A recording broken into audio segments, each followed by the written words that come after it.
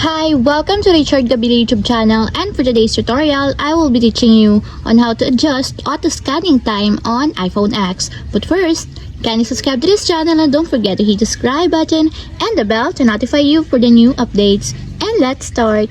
Using your iPhone X, from your home screen first, go to Settings. Then in the Settings, scroll down and find the Accessibility and then Tap. Then in the Accessibility, scroll down again and go to Physical and Motor section and then tap the Switch Control. Then in this part in the Switch Control, scroll down again and go to Timing section and then tap the Auto Scanning Time. Then in this part in the Auto Scanning Time, you can now adjust here the Auto Scanning Time per second that you want. For example, you want to increase the time per second, just tap the positive sign located on this part to increase the time per second. And if you want to decrease or lessen the time per second, just tap the negative sign located on the left side.